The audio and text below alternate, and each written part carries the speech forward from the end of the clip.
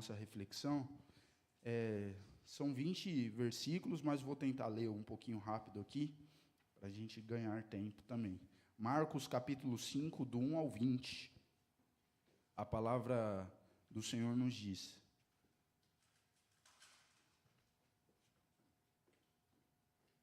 Jesus e os seus discípulos chegaram à outra margem do mar, a terra dos Gerazenos. Ao desembarcar, logo um homem possuído de espírito imundo veio dos túmulos ao encontro de Jesus. Esse homem vivia nos túmulos e ninguém podia prendê-lo, nem mesmo com correntes, porque, tendo sido muitas vezes preso com correntes e cadeias, as cadeias foram quebradas por ele. E as correntes foram despedaçadas e ninguém conseguia dominá-lo. Andava sempre de noite e de dia, gritando por entre os túmulos e pelos montes, ferindo-se com pedras. Quando de longe viu Jesus, correu e prostrou-se diante dele, gritando em alta voz: "O que você quer comigo, Jesus, filho do Deus Altíssimo? Por Deus, peço-lhe que não me atormente." Ele disse isso porque Jesus tinha dito a ele: "Espírito imundo, saia desse homem." Então Jesus lhe perguntou: "Qual é o seu nome?" E ele respondeu: "Legião é o meu nome, porque nós somos muitos." E pediu-lhe com insistência que não o mandasse para fora do país. Ora, uma grande manada de porcos estava pastando ali pelo monte, e os espíritos imundos pediram a Jesus: "Mande-nos para os porcos, para que entremos neles."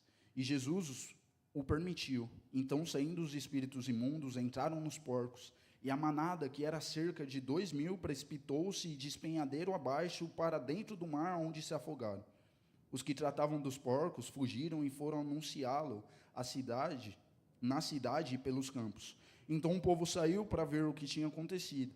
Aproximando-se Jesus, viram o endemoniado, o que antes estava dominado pela legião, assentado, vestido em perfeito juízo, e temeram. Os que haviam presenciado os fatos contaram-lhes o que tinha acontecido ao endemoniado e também falaram a respeito dos porcos. Começaram a pedir com insistência que Jesus se retirasse da terra deles. Quando Jesus estava entrando no barco, aquele que antes estava possuído pelos demônios pediu com insistência que Jesus o deixasse ficar com ele. Jesus, porém, não permitiu, ao contrário, ordenou-lhe: "Vai para a sua casa, para os seus parentes e conte-lhes tudo o que o Senhor fez por você e como teve compaixão de você." Então ele foi e começou a proclamar em Decápolis tudo o que Jesus tinha feito, e todos se admiravam. Amém. Até aqui. Nesse contexto aqui, desse texto que a gente acaba de ler, Jesus, um pouquinho antes aí, no final do capítulo 4, Jesus, é aquela passagem que a gente conhece, Jesus fala para os discípulos: "Vamos lá para o outro lado, vamos atravessar o mar." E aí diz que uma grande tempestade se acomete no meio dessa travessia. Jesus acalma a tempestade. Os discípulos perguntam: "Que Deus é esse que acalma o vento e o mar?"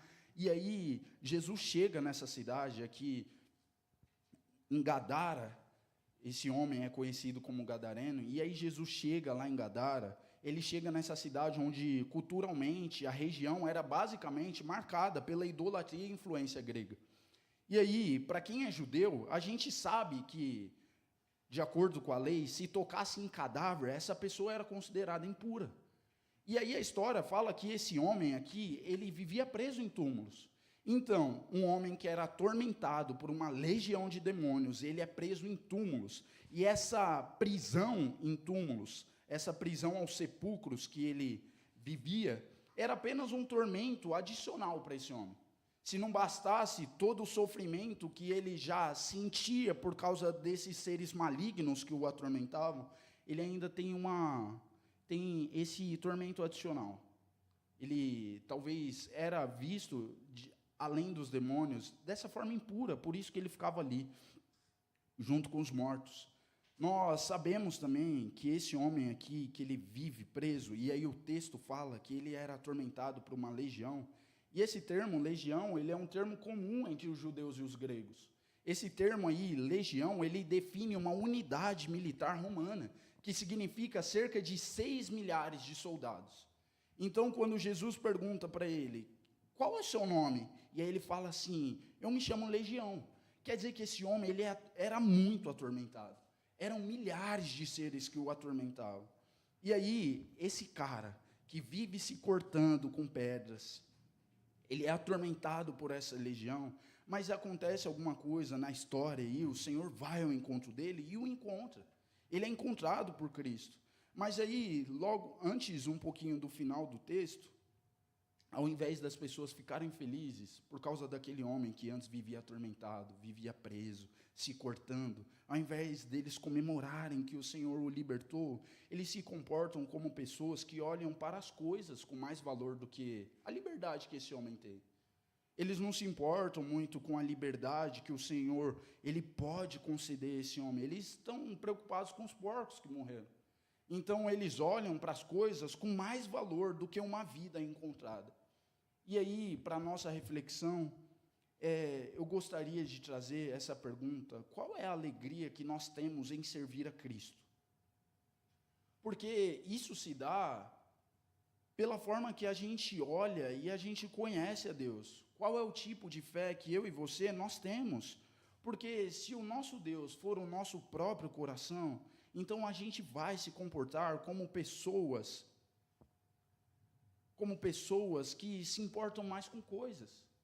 A gente vai ficar bravo se o Senhor tocar no nosso bolso. A gente vai ficar bravo se o Senhor tocar nos nossos sonhos. A gente vai ficar bravo se o Senhor der uma sacudida na nossa vida, nos virar de cabeça para baixo. Então, o primeiro ponto é, qual é a alegria que a gente tem em servir a Cristo? Porque esse cara estava perdido, ele vivia uma vida desgraçada, mas as pessoas não se importam com isso. Enquanto ele estivesse preso, incomodando ninguém, estava tudo certo. Enquanto ele estivesse preso lá nos túmulos, não chegasse até as pessoas da cidade, estava tudo certo. Não incomodava ninguém. A fé que eu e você nós temos nos faz olhar além dos nossos próprios umbigos, porque senão nós nós sentaremos aqui nesses bancos, nessas cadeiras, a gente vai ter o nosso momento talvez de devocional que a gente tem na nossa semana, e a gente se comporta apenas como vítimas. A gente vai se comportar apenas como pessoas que nunca dão passos para resolver os nossos conflitos. Talvez a gente se comporte dessa forma por causa da nossa visão para Cristo. Isso é básico, parece que a gente ouve isso sempre, mas é básico. Porque se a nossa visão quanto a Cristo não nos faz rebaixar o nosso próprio coração, o nosso ego, não faz rebaixar a nossa própria vontade, nós não olharemos para as pessoas como elas devem ser olhadas. Cristo, ele é vívido realmente para nós? Será que o Senhor realmente é esse cara que pode transformar a nossa vida? Ou será que ele é apenas um cara legal que pode e deve nos abençoar? Porque se essa for a nossa visão, se ele for apenas esse cara legal, a gente vai sempre olhar para o copo meio vazio. Sempre vai faltar alguma coisa. Se a gente olhar para Cristo como se ele fosse apenas o abençoador da nossa vida, para mim, não para o meu irmão, se ele é o cara que realiza os meus sonhos, não do meu irmão, se ele é o cara que me faz ser uma pessoa que se sente melhor do que o meu irmão, eu sempre vou ser essa pessoa que olha o copo meio vazio. Nós seremos pessimistas. Nós não veremos e nem iremos querer ser parte da solução. Mas a gente vai viver na nossa bolha de sofrimento. A gente vai ser o tipo de pessoa que coloca aquela medalha e quer mostrar para todo mundo que a gente sofre. Mas Cristo, esse mesmo que vem ao encontro desse homem, é o mesmo que ainda cura as nossas feridas. Ele é o mesmo que ainda trata o coração de pecadores. Ele é o mesmo que ainda pode trazer um sentimento ao nosso coração de, mesmo estando sós, que não estamos sós. É Ele quem cura as nossas feridas. É Ele que cura as nossas doenças emocionais, as nossas doenças físicas. É Ele que traz solução para a nossa solidão. É Ele. E o segundo ponto é que o Senhor ele não tem compromisso com o nosso conforto. Porque esse homem é encontrado. No versículo 15, diz assim: aproximando-se Jesus, viram o endemoniado, o que antes estava dominado pela legião, assentado, vestido, em perfeito juízo, e temeram. O Senhor não tem compromisso com o nosso conforto. Mesmo que isso toque em nossos bolsos. Mesmo que para salvar alguma pessoa, ele mexa nos nossos sonhos. Mesmo que para salvar pessoas, ele mexa na nossa estabilidade. Mesmo que para salvar pessoas, ele mexa no nosso ego. Mesmo que para salvar pessoas, ele mexa no nosso coração endurecido. O Senhor não tem compromisso com o nosso conforto. Jesus atravessa o mar com seus discípulos e vai libertar esse homem. Quer dizer que uma vida importa. O Senhor vai ao encontro desse homem e liberta um homem que estava envolvido em escravidão. E ele não se importa se isso vai mexer no bolso daquelas pessoas que criavam os porcos, porque um homem precisava ser liberto. Um homem precisava ser livre. E a questão é, o que nós valorizamos mais? Porque será que a gente busca um evangelho que é mais tranquilo e aí que ele respeite as nossas vontades e as nossas escolhas? Será que o evangelho que a gente segue durante a nossa semana é um evangelho que o Senhor precisa nos respeitar? Porque o ponto é que o Senhor não nos respeita. O Senhor não tem compromisso com os nossos sonhos, mesmo que Ele nos dê condições para realizar. O Senhor não tem compromisso com as nossas demandas, mesmo que Ele nos dê conhecimento para que a gente avance na nossa carreira, na nossa faculdade, que a gente alcance uma vida financeira estável. O Senhor não tem compromisso com nada disso. Não tem. Deus, Ele não precisa de autorização. Quando, como e quem Ele vai usar para salvar vidas. Nesse mesmo contexto aqui, o Senhor, Ele não precisava de autorização para salvar esse cara. O Senhor não precisa para que as pessoas digam como Ele faz. Ele não precisa que as pessoas delimitem as regras de como Ele vai salvar esse cara. Ele simplesmente vai e salva. Talvez essa mentalidade que a gente desenvolveu ao longo da nossa vida, a gente valoriza muito as coisas. Como que a gente mantém a nossa estrutura? Como é que a gente continua fazendo alguma coisa? Às vezes a gente luta com as forças dos nossos próprios braços e a gente acha que o Senhor tem compromisso de honrar a força do nosso braço. A gente acha que o Senhor tem compromisso em valorizar o sacrifício que a gente está fazendo, mas Ele não tem. O Senhor pede muito além de estruturas. O Senhor pede muito além de conhecimento. O Senhor pede muito além de retórica. O Senhor pede muito além. Ele pede discípulos que manifestem o reino dele. Ele pede discípulos que continuam falando que o Senhor continua salvando pecadores. É isso que Ele pede, pessoas que sejam fiéis, que sejam testemunhas fiéis aonde passam.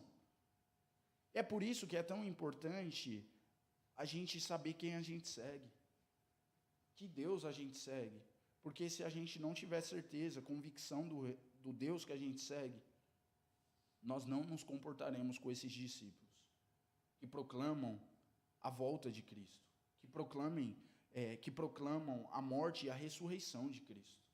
Porque todo discípulo encontrado proclama. A gente percebe que aí no final do texto fala que Jesus ele entra no barco e aí o homem que antes era possuído, ele vai atrás de Jesus e ele fala, deixa eu ir com você, eu quero pregar. E aí Jesus, ele tranquiliza esse cara, porque talvez esse cara, vivendo atormentado, ele é liberto, talvez ele estivesse um pouco mais agitado, talvez ele estivesse empolgado, ele quer ir, ele quer falar, ele só quer abrir a boca para pregar o evangelho, ele quer virar um missionário, e aí Jesus tranquiliza esse cara, e ele mostra o campo missionário que esse cara deve atuar. Jesus fala para ele, você não vai comigo não, mas volta para a tua casa, volta lá para a cidade e prega o que eu fiz na tua vida. Vai lá e fala para as pessoas o que eu fiz com a sua vida. E aí no final do texto fala que realmente ele vai, que ele começa a proclamar. No versículo 20, está falando que ele vai para as cidades aí de Decápolis, e ele prega o que Jesus fez na sua vida. Então ele vira esse missionário, porque todo discípulo encontrado, ele proclama. Se a gente sabe quem é o nosso Deus, se nós fazemos parte do time que olha o copo meio cheio e não o copo meio vazio, a gente precisa abrir as nossas bocas e proclamar. As pessoas da nossa semana, as pessoas que a gente tem contato, Elas não esperam pessoas que pregam. Elas não esperam pessoas com microfone na mão. Elas não esperam pessoas com roupa social, bem vestidas, que falem um linguajar mais rebuscado. Não. As pessoas esperam testemunhas fiéis. Quando a gente sai aqui da nossa casa, no meu contexto, eu vou chegar na minha casa, meu sobrinho está lá, ele não vai esperar um cara com o microfone na mão que prega o evangelho. Ele vai esperar um tio que ele chama para brincar de Blade, eu vou sentar, vou brincar com ele. O meu pai não espera um cara com o microfone na mão que prega. Minha mãe também não, a minha irmã também não. No meu trabalho, as pessoas não esperam uma pessoa que está com o microfone, que tem bastante conhecimento. Não, as pessoas esperam pessoas que manifestem o reino de Deus. Eu acho que é um desafio prático, como que a gente vive a nossa semana. A gente proclama o evangelho de Deus para as pessoas ao nosso redor. Quando a gente sair daqui, será que o evangelho ele é capaz de tornar homens que antes eram endurecidos em homens mais compreensíveis, que ouvem mais, de mulheres que se comportam não tão sabiamente como mulheres sábias que edificam lar? Será que o evangelho é capaz de fazer isso? Porque talvez a gente espere um evangelho de bênçãos, igual a gente falou, e aí a gente tira o poder do evangelho. A gente acha que o evangelho não tem poder para tratar o nosso coração. A gente acha que a gente já viveu 30 anos da nossa vida assim, sendo rude, duro, mal. E o evangelho, ele não é capaz de fazer isso. Então, talvez o evangelho que a gente segue, o evangelho que a gente diz que proclama, não é o evangelho da Bíblia. Porque pessoas que aprendem a ouvir, que aprendem a chorar, se alegram, pessoas que estão dispostas, porque entendem como eram e como são, porque Cristo a encontrou, elas proclamam, elas abrem as suas bocas, porque elas sabiam quão perdidas estavam. Assim como esse homem vivia preso, uma vida de desgraça, pessoas que conhecem a Cristo verdadeiramente sabem que antes de Cristo as encontrar, estavam mortas. É por isso que sentem essa urgência, assim como esse cara aqui, ele sente a urgência, ele quer ir, ele quer falar. Talvez a gente se torne apático quanto ao evangelho. Talvez a gente se torne apático quanto ao que Cristo pode fazer na nossa vida, porque a gente não tem dimensão que a gente estava morto. Ou talvez a gente não morreu ainda. A gente não tem dimensão que a gente estava perdido nos nossos pecados. Assim como Efésios vai dizer lá, se eu não me engano, no capítulo 2, que Ele nos deu vida quando nós estávamos mortos em nossos pecados. Se a gente não tem dimensão disso, a gente não se importa com as pessoas ao nosso redor. A gente não se importa com os problemas dos outros. Mesmo que as pessoas sangrem. Mesmo que as pessoas estejam cheirando mal, cheirando morto ao nosso lado. A gente pouco se importa. A gente está preocupado no que a gente é capaz de fazer. A gente está preocupado no que o nosso conhecimento, aonde o nosso conhecimento pode nos levar. A gente está preocupado em falar mal das pessoas que estão ao nosso redor. A gente se envolve em rodinha de fofoca dentro do nosso trabalho e a gente está matando gente. A gente não proclama o evangelho. Então a gente não entendeu que a gente estava morto. A gente não entendeu que Cristo precisou nos salvar de um problema que a gente não podia.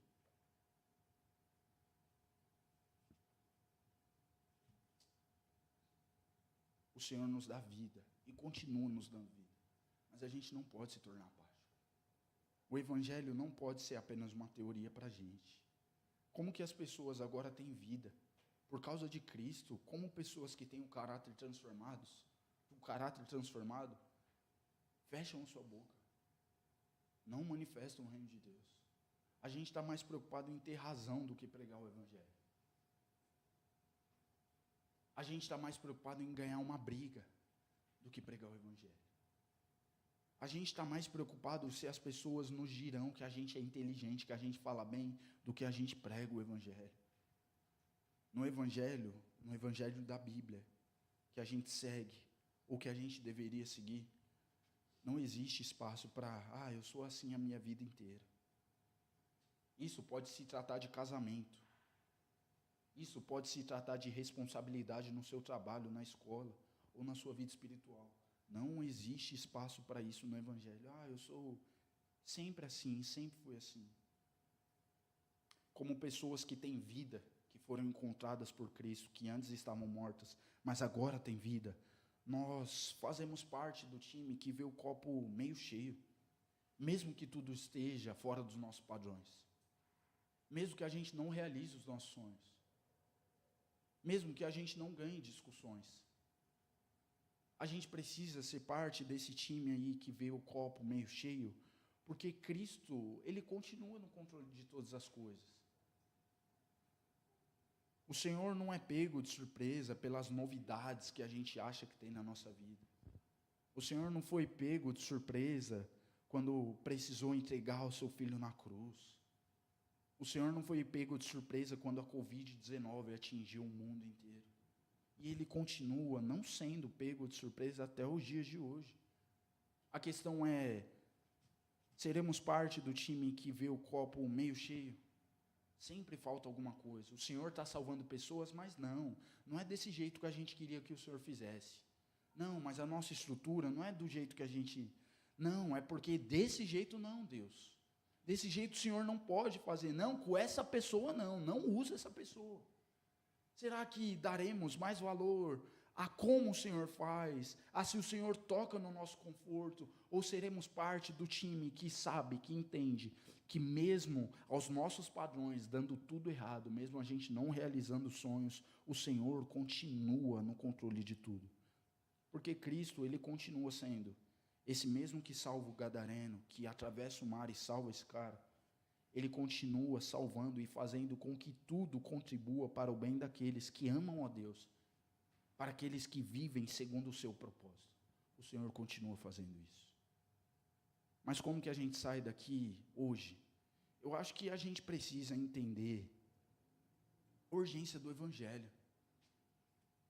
Eu acho que o Evangelho precisa ser algo que acelere o nosso coração mesmo, que a gente se comporte como esse cara sendo encontrado. Jesus, deixa eu ir, deixa eu fazer parte das pessoas que vão proclamar o Evangelho, deixa eu ser parte do time que vai pregar para que pessoas perdidas sejam salvas, porque a gente entende a nossa vida de desgraça que a gente vivia. A gente sabe que sem Deus a gente era podre, a gente era imundo. A gente sabe que Jesus teve que ir lá no nosso velório, tirar a gente do nosso caixão e nos dar uma nova vida. Ou se a gente não sabe disso, a gente precisa entender. O Senhor continua salvando pessoas perdidas. E o que nós fazemos? Porque se a gente quiser ser parte do time que fala, Senhor, eu não quero proclamar o teu evangelho, não. O Senhor pode salvar pessoas por aí, mas eu não quero fazer parte desse time que vai falar. Está tudo bem. Está tudo bem. O Senhor vai continuar salvando pessoas. A gente vai continuar com a mesma mentalidade de, Senhor, por que outras igrejas estão cheias e a nossa sempre está vazia? Está tudo bem. Se a gente quiser fazer parte desse time, está tudo bem. O Senhor vai mandar pessoas salvas para outros lugares. Mas eu acho que é um grande privilégio eu e você sermos salvos e o Senhor nos incluir na sua grande missão para que a gente seja usado para salvar outras pessoas. Dentro dos nossos trabalhos, tendo contato com pessoas que talvez eu nunca teria. Mas a questão é, seremos parte desse time que vê o copo meio cheio? Ou seremos pessoas pessimistas, que sempre olham a vida como, Deus está bom, mas podia melhorar? Eu queria fazer uma oração com você, e aí depois a gente vai cantar, mas eu queria trazer realmente essa urgência do Evangelho. O que o Evangelho foi capaz de fazer ao longo de mais de 2000 anos de história, e o que ele continua sendo capaz de fazer, salvar perdidos. Se você puder fechar os seus olhos. Senhor, meu Deus, meu Pai, nós queremos te engrandecer e te exaltar, porque o Senhor é bom.